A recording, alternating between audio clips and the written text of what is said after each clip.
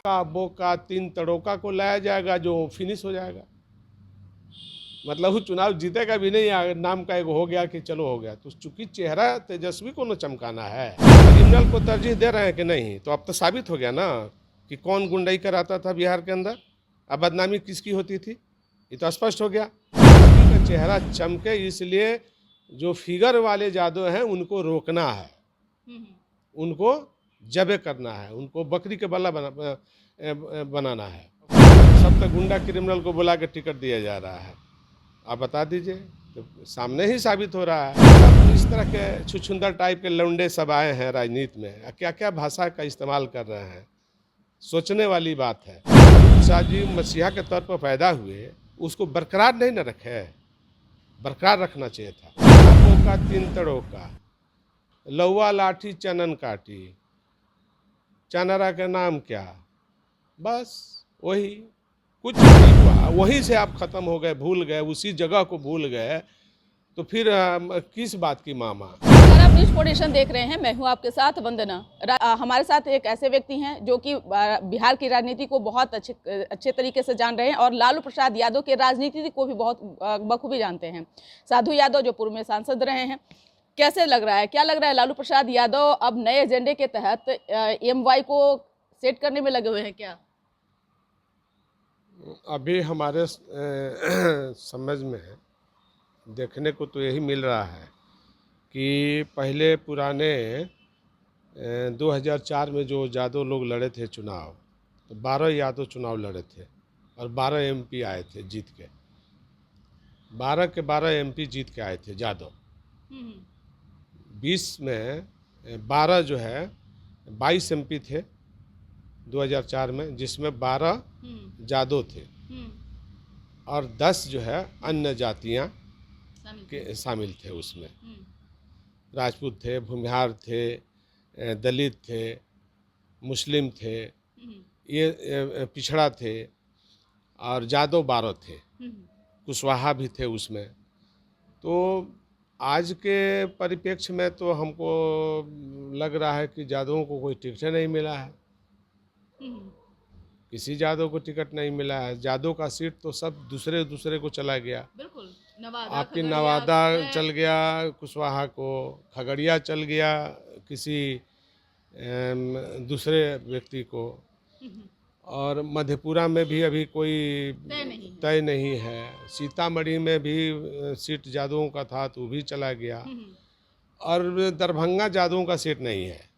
जो दरभंगा में यादव को दिया गया है तो यादव का सीट नहीं है, वो किसी एंगल पर वो यादव का सीट नहीं है। वो तो हमको लगता है डमी कैंडिडेट बनाया गया है, और बहुत जगह डमी कैंडिडेट उतारा गया है। आरजेडी के तरफ से मैक्सिमम कैंडिडेट डमी है। काराकाट भी यादव का सीट था, आरा भी यादव का सीट था, छपरा यादव का सीट था, पाटलिपुत्रा यादव का सीट है, सभी जानते हैं। तो हमारे समझ से तो ना के बराबर है, यादवों का शेयर नहीं है। लेकिन फिर अपने आप को कैसे मानते हैं? क्योंकि आपने देखा होगा कि पप्पू यादव जब अपनी पार्टी को विलय करने के लिए प्लानिंग बनाए थे, उस दौरान उससे पहले उन्होंने लालू प्रसाद यादव से मुलाकात की है, तब जाकर के उन्होंने कांग्रेस में यानी कि कहीं ना कहीं गोटी सेट हुआ होगा, तभी नहीं तरह का उन्होंने डिसीजन लिया होगा। लेकिन लालू प्रसाद यादव ने तो उनके साथ भी, तो ये तो बिहार के यादव लोग अपना देखेंगे। जैसे उजियारपुर यादव का सीट था जी, तो वहाँ कोयरी को सीट बनाया गया इन लोगों की तरफ से। 2004 में आलोक मेहता एमपी थे हमारे साथ, और आलोक मेहता को भी राजनीति में कख हम ही लाए, उनको हम ही राजनीति में शामिल भी किए। न तो वहाँ समस्तीपुर में इनकी कहीं मतलब कुछ था ही नहीं, तब जंदाहा का रहने वाला आदमी वहाँ कहाँ कोई मतलब था। लेकिन हमने उसको राजनीति में ले आकर सिखाया, तो उस समय जीता चुनाव बिना एमएलए का। पहले बार फर्स्ट एमपी लड़ा, जीता, असेंबली भी फिर बाद में लड़ा तो हारा, फिर दोबारा जीता है। तो ऐसे ऐसे लोगों को हमने राजनीति का भी हमने, जैसे बांका भी उस समय सीट यादवों का था, आरजेडी के पास ही था, मुंगेर था आरजेडी के पास था। तो बहुत परसिमन में भी बदला है, भौगोलिक बदलाव हुआ है। उसके बावजूद भी यहाँ इस प्रदेश में 12 सीट यादवों को लड़ना चाहिए, और 40 में 12 ज़्यादा नहीं हुआ। बहुत कम है, लेकिन फिर भी जो है समीकरण के हिसाब से अभी हमको नहीं लगता है कि यादव को ज़्यादा सीट दिया गया है। तो फिर कैसे अपने आप को लालू प्रसाद यादव हितैषी मानेंगे, क्योंकि एमवाई पर ही ज्यादा उनका शुरू से पकड़ रहा है, आप भी जानते हैं नहीं, इस वो बात तो को। ठीक है, पकड़ है नहीं है वो तो बात का चीज़ है। लेकिन तब कैसे करेंगे? अब चुनाव में ना तय होगा कि क्या होना है क्या नहीं होना है, अभी कौन सी बोल के फिर किया भी इस जाए। डिसीजन से अब यादव कैंडिडेट, मुसलमान खुश हैं? हमको तो नहीं लगता है कि कोई खुश है, अंदर से सब दुखी है अंदर से। जैसे हम पॉलिटिकल लोग थे तो हमको घर में बैठाया गया है, बिल्कुल। क्यों बैठाया गया है, उसी तरह से पप्पू यादव को भी बैठा दिया जाएगा, उसी तरह से अन्य यादव जो भी हैं फिगर उनको बैठाया जाएगा, उनको नहीं लाया जाएगा। ओका बोका तीन तड़ोका को लाया जाएगा जो फिनिश हो जाएगा। मतलब वो चुनाव जीतेगा भी नहीं, नाम का एक हो गया कि चलो हो गया। तो चूंकि चेहरा तेजस्वी को न चमकाना है, तेजस्वी पप्पू को नहीं ना चमकाना है, साधु यादव को नहीं ना चमकाना है, देवेंद्र यादव को नहीं ना चमकाना है, किसको चमकाना है? तेजस्वी का चेहरा चमके, इसलिए जो फिगर वाले यादव हैं उनको रोकना है, उनको जबे करना है, उनको बकरी के बल्ला बनाना है, बलि का बकरा बनाना है। तो इस तरह से हो रहा है। तो बिहार के यादव भी समझेगा, ऐसा नहीं है कि नहीं समझेगा, कि जो आरजेडी का नतीजा है वो यादव इस बार समझ लेगा बढ़िया से। इस बार समझ के और फिर 25 में जो पटकनिया देगा फिर नामो निशान मिट जाएगा। तो आखिरकार इस कौन सा समीकरण के तहत अब लालू प्रसाद यादव राजनीति कर रहे हैं? अब समीकरण क्या आगे रहेगा? का क्या जब देखिए, जब पाप मनुष्य पर छाता है तब पहले विवेक मर जाता है। अब पूरा पाप छाप लिया है, अब वो खत्म होने वाला लोग है, अब कुछ होने जाने को नहीं है। हम पहले से शुरू से बोल रहे हैं, हम शुरू से बोल रहे हैं कि ये लड़का इतना अहंकारी है कि जिसका हिसाब नहीं है, बहुत अहंकारी है। जहाँ उत्पत्ति हुआ लालू यादव का, वो उत्पत्तिये को भूल गए, समाप्त कर दिए उत्पत्ति को। तो बिहार को समाप्त करने में या बिहार के यादवों को समाप्त करने में क्या बचेगा? क्या लगता है? जहाँ उत्पत्ति, जहाँ से जन्म हुआ राजनीति का, वहीं भुला गए। तो बाकी को किस खेत के मूल्य समझते हैं? बाकी को नहीं समझते हैं। यादव को तो ये अपना पॉकेट के गुलाम समझते हैं। तो इसलिए अब यादव भी समझेगा कि जहाँ उत्पत्ति को भुला गए तो फिर मैंने किस खेत के मूल्य है बाकी यादव। तो लालू प्रसाद यादव के अंदर में भी भय है कि अगर हम साधु यादव जैसे, पप्पू यादव जैसे नेताओं को अगर हम तरजीह देते हैं तो हम ही पीछे। तो क्रिमिनल को तरजीह दे रहे हैं कि नहीं? तो अब तो साबित हो गया ना कि कौन गुंडाई कराता था बिहार के अंदर, अब बदनामी किसकी होती थी, ये तो स्पष्ट हो गया। कौन गुंडे थे और कौन गुंडाई कराते थे, तो स्पष्ट हो गया। तो दूसरे को क्यों बदनाम किया गया? हम तो बीजेपी और नीतीश कुमार के पार्टियों से कहेंगे कि क्यों दूसरे को बदनाम कर दिया आपने? ये तो जिनको करना था वो दूसरे को क्यों कर दिया कि फलानवा फलानवा के नाम क्यों बदनाम किया? आज तो स्पष्ट हो गया ना। तो माफ़ी मांगे बीजेपी और जदयू के लोग, जिसका नाम बदनाम किया गया किसी एंगल पर। तो इस तरह के राजनीति में चर्चित चेहरा को, अच्छे फिगर को, अच्छे लोगों को क्रिमिनल बनाया जाता है, और जो क्रिमिनल है उसको अच्छा साबित किया जाता है। साधु यादव को भी जबरन राजनीति सरेंडर करवाया गया। हाँ, जबरदस्ती कराया गया है। उनको बेटा बेटी को क्या योगदान है? बेटा बेटी को क्या योगदान है? पार्टी को मैंने सींचा, पार्टी को मैंने बनाया, और उसी पार्टी को ये लोग मालिक बने हुए हैं। तो बिहार के जनता मूर्ख है ना है जी? मूर्ख नहीं है तो क्या है? और यादव समाज तो और मूर्ख है। उसको तो जब तक ले पीठ पर लाठी नहीं पड़ता है ना, तब तक ले आँख नहीं खुलता है। इसलिए पीठ पर लाठी पड़ेगा तो समझ में आ जाएगा। जिस तरह से अभी मीसा भारती को पाटलिपुत्रा से इन्होंने प्रत्याशी के तौर पर आगे किया, छपरा से रोहिणी आचार्य का नाम जो है वो अभी चल रहा है, तो क्या लग रहा है ऐसे में अगर साधु यादव को नज़रअंदाज करना और राजनीति में अपने आप को ही सब कुछ मान लेना, तो कुछ ऐसा ही लालू प्रसाद यादव समझ रहे हैं? वो तो समय आएगा तो सामने दिखाई देगा, सबको पता चल जाएगा। अभी समय आने दीजिए, सब लोगों को नॉमिनेशन होने दीजिए, पता चलेगा। और कौन है? सब तक गुंडा क्रिमिनल को बुला के टिकट दिया जा रहा है, आप बता दीजिए। तो सामने ही साबित हो रहा है। और जो लोग कहते थे कि हमारी पार्टी साफ है, वो भी गुंडा को ले आकर दे रहे हैं।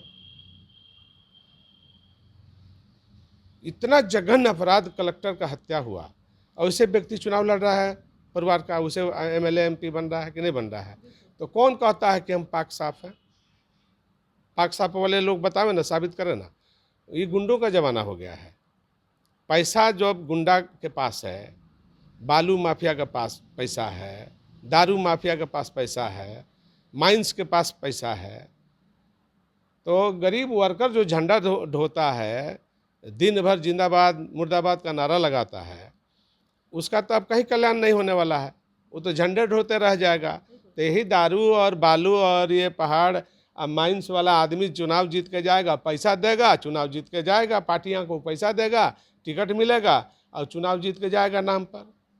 तो इससे तो नरेंद्र मोदी को ही चाहिए, देश के प्राइम मिनिस्टर हैं, उनको इस सब चीज़ों पर अंकुश लगाना चाहिए था कि हम माइंस वाला को, बालू वाला को, दारू वाला को अगर कोई पार्टी अगर टिकट देती है तो जनता में उनको अपील करना चाहिए कि ऐसे लोगों को ख़त्म कर दो, तुम अपने द्वारा ख़त्म कर दो। तब देश का सच्चा प्रधानमंत्री साबित होगा नरेंद्र मोदी। साधु यादव जी, एक सवाल ये भी है कि क्या पहले भी जिस तरह से अभी खरीद फरोख्त की का आरोप जो लगाया जा रहा है कि खरीद फरोख्त करके प्रत्याशियों का चयन किया जा रहा है, पहले भी इस तरह की राजनीति कभी होती नहीं रही है? चाहे क्योंकि लालू प्रसाद यादव का भी नाम उसमें है, बीजेपी का भी है, जदयू का भी है, कई सभी नेताओं पर एक दूसरे लोग आरोप लगाते रहे। देखिए, इस देश में सबसे एक नंबर का व्यक्ति थे, उनका नाम था धरती पुत्र मुलायम सिंह यादव, कि इस सब सारे चीज़ों के खिलाफ थे। कभी टिकट बेचने का कोई व्यक्ति, हर समाज में, हर जमात में एक लीडर पैदा किए थे। लेकिन दुर्भाग्य है कि उस दुनिया में नहीं है। और वो पैसा मदद करते थे, जिसको टिकट देते थे उसको मदद करते थे मुलायम सिंह यादव जी, और इसीलिए उनको धरती पुत्र कहा गया था। लेकिन बाकी अभी पहले कोई पैसा वैसा का बाजार नहीं था टिकट बेचने का, खरीदने का। लेकिन कुछ समय से ना, कभी नहीं पैसा से टिकट देने का कभी सवाल ही नहीं पैदा उठता था। ना लालू प्रसाद ही काम करते थे, ना मुलायम सिंह जी तो मदद करते थे पूरा जम करके, और हर जमात में, हर जाति में लीडर पैदा किए थे। पुत्र लालू यादव हैं कि नहीं? नहीं, धरती पुत्र तो मुलायम सिंह थे। तो फिर इनको किस कहते हैं? इनको मसीहा के तौर पर किया गया था, कि मसीहा के तौर पर थे। लेकिन अब तो क्या, जैसे कर्पूरी ठाकुर जननायक बने। क्यों बने जननायक? ईमानदारी के कारण बने जननायक। तभी तो भारत रत्न लोकनायक जयप्रकाश नारायण जो लड़ाई लिया कांग्रेस से और देश को परिवर्तन और बदलने का जो काम किया, तो उनको लोकनायक का उपाधि दिया गया। तो क्यों लोकनायक का उपाधि दिया गया? देश भर में तो उनका मूर्ति है, देश भर में जन्मदिन, मरण दिन, पुण्यतिथि मनता है। तो वो काम तो लोकनायक जी किए। आज बिहार में जब कर्पूरी जी की जयंती और पुण्यतिथि मनती है, सब सरकारी तौर पर, या सभी लोग मनाते हैं, अपने अपने चाहने वाले सब लोग मनाते हैं, तो उस तरह का ना काम होना चाहिए था। लालू प्रसाद जी मसीहा के तौर पर पैदा हुए, उसको बरकरार नहीं न रखे, बरकरार रखना चाहिए था। मतलब अब उनके लालू यादव को लेकर के लोगों में नाराजगी है कि? अब बिल्कुल नाराजगी रहेगा। अब घर परिवार में इस तरह का जो काम करेगा, वो बाहर में क्या करेगा? बाहर में भी वही काम करेगा। हम अपनी जन्मधरती को भूल जाएंगे, हम उत्पत्ति को भूल जाएंगे, तो फिर हम बाकी के लिए क्या करेंगे? कुछ नहीं कर पाएंगे। तो वही तो हो रहा है। तेजस्वी यादव में अब क्या देखते कुछ हैं? नहीं है। ओका बोका तीन तड़ोका, लौवा लाठी चनन काटी, चनरा के नाम क्या, बस वही, कुछ नहीं है। बेकार के सब तमाशा है। नचनिया, बजनिया, गवनिया, गाना बजा रहा है, यही तो हो रहा है। क्या सभ्यता और क्या संस्कृति और क्या समाज है। नए नए लड़के आए हैं, फेसबुकिया बने हुए हैं, गाना गुनगुना रहे हैं, गाना बजा रहे हैं। क्या गाना बजता है? हम लोग सुनते नहीं है कि क्या गाना बजता है।